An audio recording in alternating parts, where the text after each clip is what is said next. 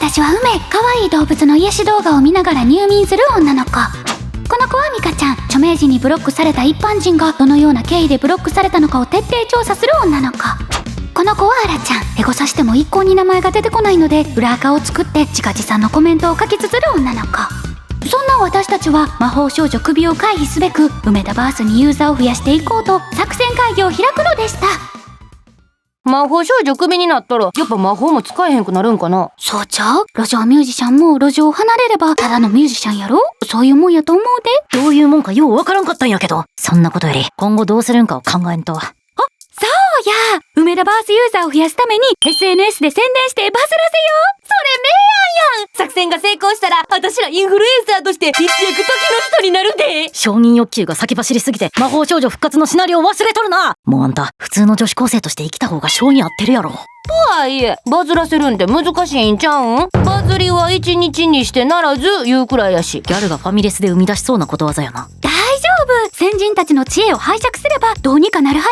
誰かがバズらせたフォーマットを丸パクリすればええわけか。せっかくのオブラートを湯船に漬け込んでドロドロに溶かすやん。例えば過去に流行ったネット構文を利用して梅田バースの魅力を最大限に発信していくんや。ああ、はいはいゼロからじゃ無理か。バズらせるのはね、クリエイティブな思考がないと。早速どこぞのアイドル構文を使いこなしとるやつがおるな。そうそう、今の感じで梅田バースの魅力を盛り込めてたらもっといい作品になったんちゃうかな。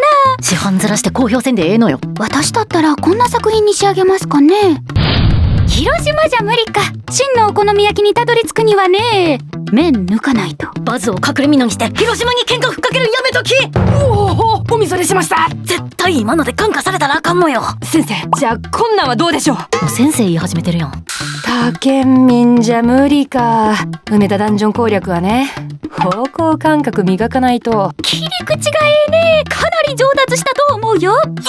後継者育てんでええね。そもそもこの構文否定ベースやからどこかしらに喧嘩売るシステムで危険やね。もっと梅田バースの魅力を前面に出さんと。いや沈黙。他者を下げることでしか何かを褒めることができへんなんて魔法少女としてどうかと思うで。否定的にならずなおかつ分かりやすい構文がええかもね。そんな便利な構文ほんまに存在するんでっか。なんなんそのアメリカの通販番組に出てきそうなアシスタントポジション。じゃあこの構文はどう？